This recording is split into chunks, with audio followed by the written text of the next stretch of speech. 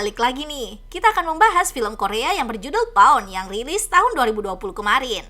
Bercerita tentang dua orang debt collector yang tanpa sengaja menjadikan seorang anak sebagai jaminan atas hutang ibunya. Namun hal itu membuat mereka kebingungan. Pasalnya sang ibu tidak pernah kembali menjemput gadis ini. Kedua penagih hutang pun berpikir untuk mengirimnya jauh dari mereka. Penasaran dengan kelanjutan kisah mereka bertiga? Mari kita masuk ke alur ceritanya. Tapi sebelum itu kita intro dulu ya.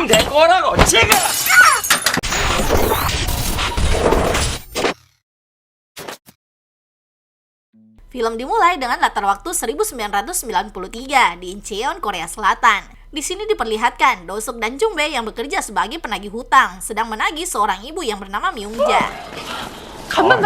갚는다니까. Do-suk kesal pada Myung-ja yang berusaha kabur tanpa membayar. Jong-bae yang lebih tenang menyuruh Do-suk untuk diam. Jong-bae mendengar penjelasan Myung-ja yang mengatakan kalau suaminya baru saja meninggal. Namun Do-suk tidak mau tahu. Dia mengeluarkan surat perjanjian mereka. Tidak tahan melihat ibunya terus dibentak, Song-yi mencubit tangan Do-suk.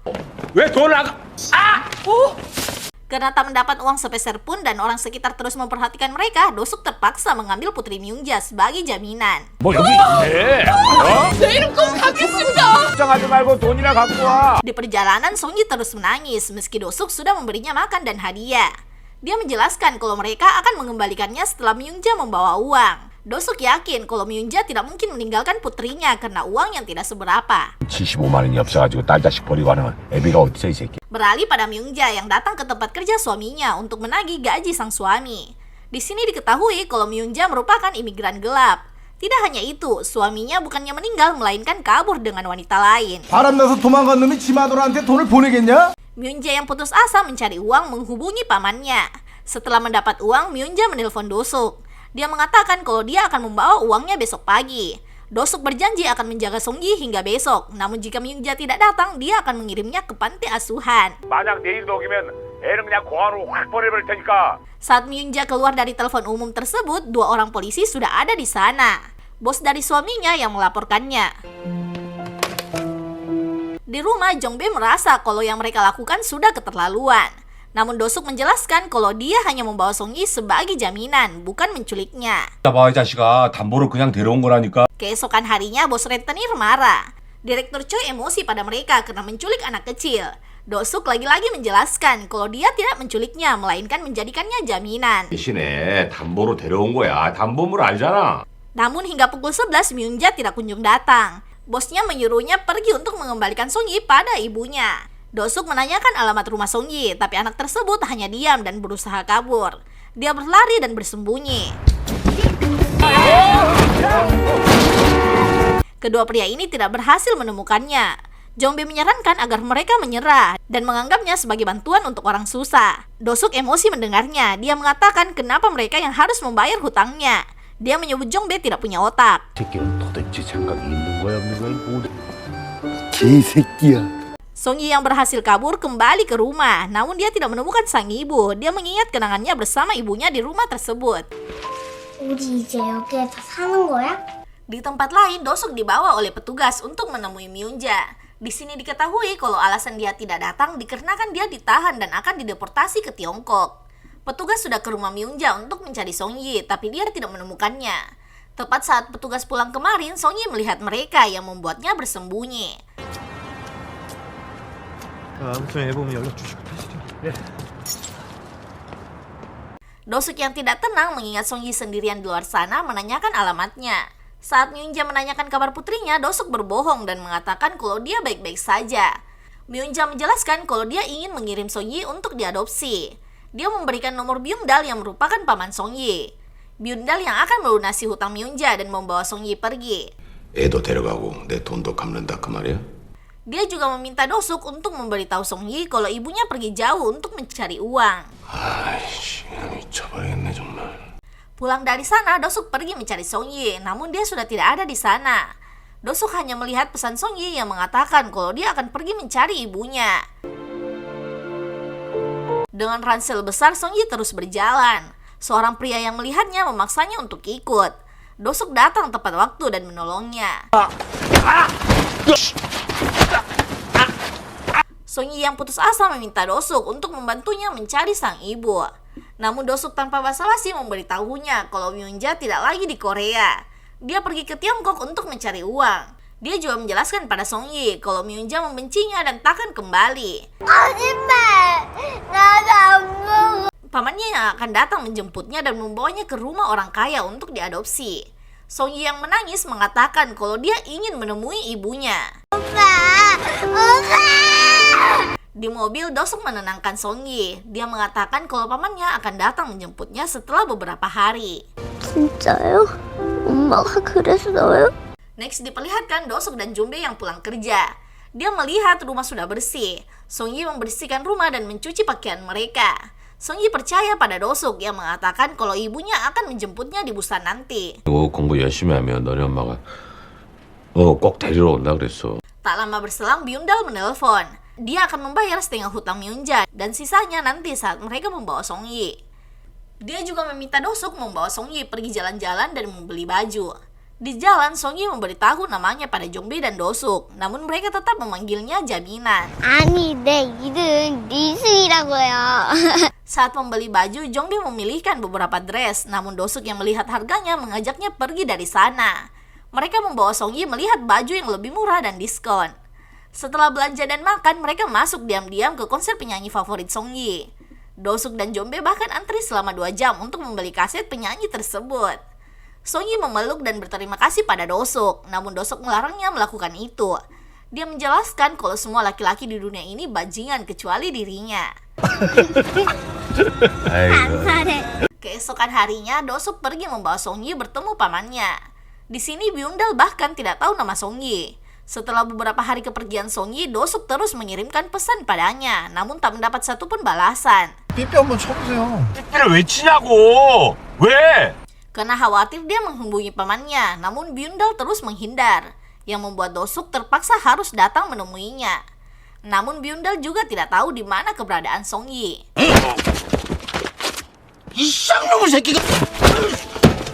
주소 대 이 새끼야! Scene beralih pada Songyi yang membersihkan lantai, toilet, dan membuang sampah. Setelah membersihkan, Songyi bertanya kapan dia bisa masuk, namun wanita ini menjelaskan kalau semester sudah dimulai dan sekolah tidak lagi menerima siswa baru. Songyi mengambil kartu nama lalu pergi. 학교는 언제부터 가요? 이미 학기가 시작돼갖고 중간에는 안 된다. Saat wanita tersebut bekerja, Songyi mengambil telepon dan menghubungi pagar ibunya. Dia juga mendengar pesan Dosuk dan menghubunginya.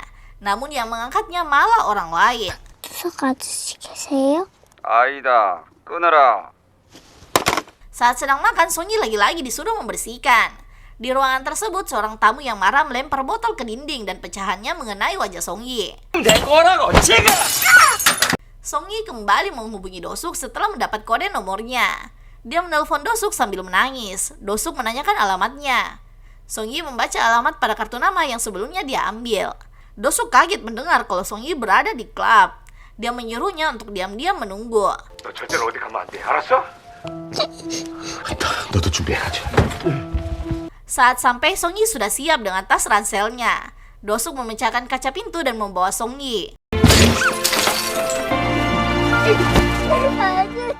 Dia mengajaknya pulang bersama. Dia juga menanyakan penyebab luka di wajahnya. Songyi menjelaskan kejadiannya pada Dosuk. Tak lama berselang, pemilik klub datang. Dosuk yang kesal menyuruhnya mengirim nomor rekening. Dia akan mengganti uang yang dia keluarkan untuk membawa Songyi. 애 데려오는데 얼마 줬냐고! Paginya, Dosuk pergi menjual mobilnya untuk membayar klub Caca-Caca. Dia menjelaskan pada Jongbe kalau mereka akan merawat Songyi untuk sementara. Dosuk juga membawa Songyi untuk mengobati luka di wajahnya. Agar lukanya tidak berbekas, Dosuk harus membayar mahal.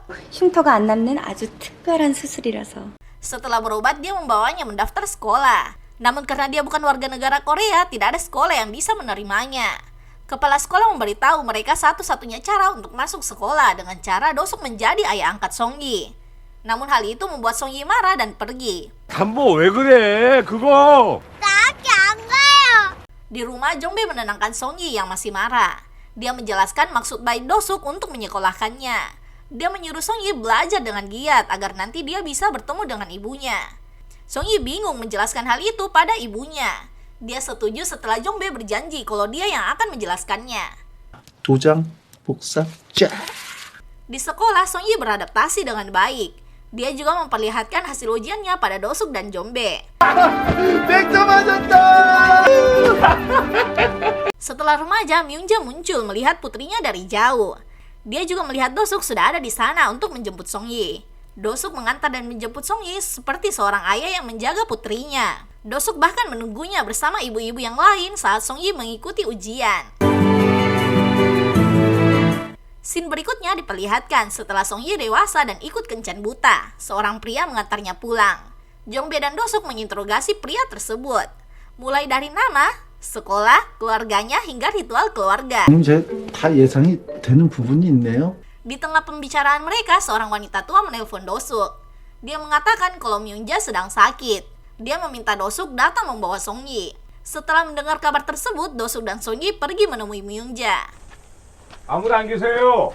네가 승희야? Setelah bertahun-tahun, mereka akhirnya bisa bertemu.